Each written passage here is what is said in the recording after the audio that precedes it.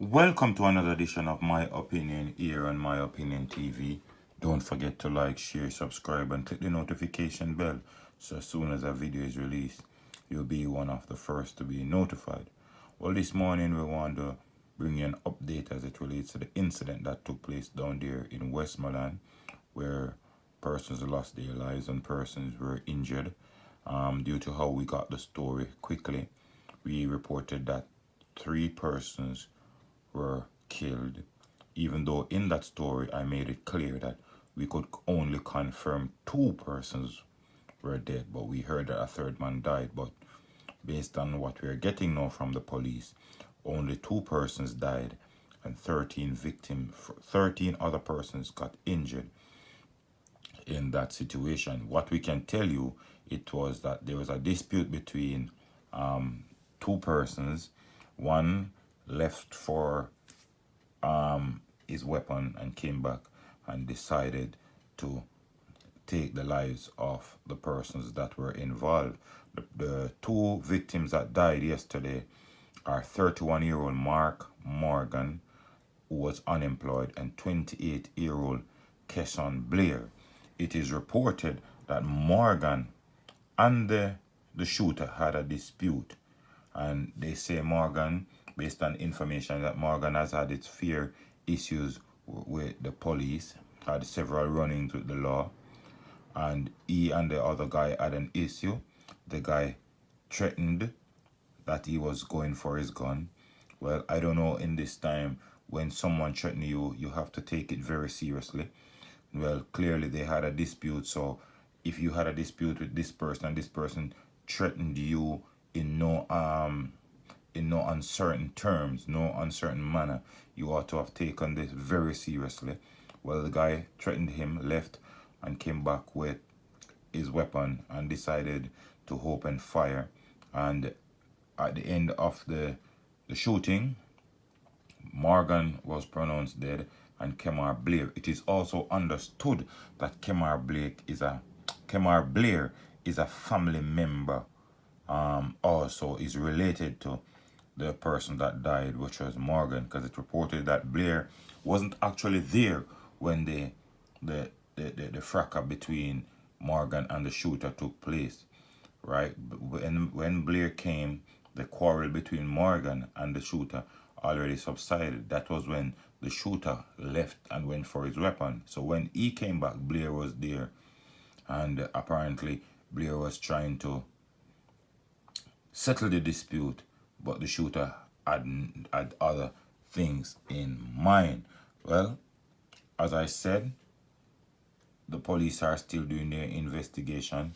We understand that the shooter is well known to these persons, and then also in that video, at first I heard it that it was a bike show, but based on what I'm hearing now, it was at a bar in Westmoreland. So just retracting some aspects of the story and putting things in context and making it clear that the right story is out there at all times. Well, the other thing we want to look at is the shooting death of a 16-year-old student of Woolmer's Boys School in Caribbean Estate. And based on what we're hearing, is that as another 16-year-old student of Woolmer's who reside in Portmore, he removed his father's pistol, put it in his bag, went over to check one of his friends, as you know schoolboys always do. Go over, linking with his friend, having a chat there. Now, you know, at 16 years old, they've been like there conversing, doing all things, playing with the firearm, until tragedy struck when a bullet was discharged from the firearm, hitting one of them. Now, all the boys, what we hear, are from Woolmer's. It is reported that one of them who came with the firearm went to one of his friend's house, and they were joined by 3 other persons. It is reportedly, because I can't say anything else, it is reportedly that they were there smoking an illegal substance. And all 5 juveniles were in the house when it is alleged that the boys were playing with the gun when a round was discharged. The youngster who died, he suffered a single gunshot wound to the head. He was rushed to Spanish Town Hospital where he was pronounced dead at about 6:40 p.m. The police came, the gun was recovered at the back of the premises, and a magazine containing 10 9mm rounds was found. The scene and body were processed at the Spanish by of the Spanish Town Scenes of Crime Unit, who retrieved two blood samples, one live 9mm round in the couch inside the living room. And it is also said that the son, one of the youngsters involved in this, was the son of a popular journalist in Jamaica. But let me put this in our context. One, this COVID situation has left a lot of parents in shambles. Why? Some parents are not working from home. They have to leave their youngsters at home and go to work, and that's all that in that context it's also a recipe for disaster. So clearly no big person was here based on what I'm hearing. No parent was here at the time of the incident. Now these boys at 16 years old, they're exploring and trying to flex with their friends. Now, under the influence of an illegal substance, based on what we're hearing, they've been there talking, maybe drinking, doing all manner of evil while their parents are away.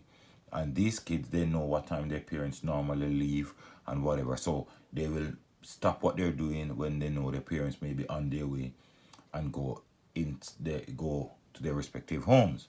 But the problem in this situation is, despite how you want to look at it, this is a very traumatic situation, because all these boys that is involved in this situation, this is something that will follow them for the rest of their lives. This situation will follow them for the rest of their lives. So no matter if you say they are guilty, they should be charged, they should be sentenced, they should be whatever you say, it can't take back the fact that a promising youngster, might have lost his life by a moment of recklessness, unsupervised behavior. And as I said, this does not say that the parents were a loose parents or someone who is not of a particular standard. But the fact that these kids were at home and the parents might have been on their way or at work, it just opened up the youthful exuberance. They want to experiment. They call over their friends and they do all manner of evil. And then, boom, in a second, things like these happen. But, we want to send condolences to the parents of this youngster that lost his life. We want to also say, take it easy. It's easy to say, but I hope the parents of the other guys involved are trying to, find some counseling, some way to get over this. But in the end, this is not a very good situation. It's a traumatic situation, and I can just imagine how the parents in this situation is feeling. This brings us back to another situation that happened a few months ago down there in St. Elizabeth, when the father took his fish gun and left it after going to sea and came back. The 14-year-old took it was playing with it. Next thing, his 9-year-old sister lost her life. So, and no matter how careful you are, these kids are observing and they find a way how to breach whatever protocol you put in to safeguard your weapon. Because this father clearly might have left his weapon in a secluded place, maybe hide the key somewhere, but maybe this child keep watching his father, observing what he does, and then boom, as his father left, he decided to take it out, hide it in his school bag, and went all the way over to Caribbean Estate. And then there, in their moment of madness, youthful exuberance, they know at 16 years old they should know the dangers of it. But based on what we're hearing, they were all smoking an illegal substance. So that might also played a part. But we hope at the end of the day, all parents involved will be getting counseling. We hope, it's a tragic situation. The whole entire Wolmer's school fraternity would be shaken up by this.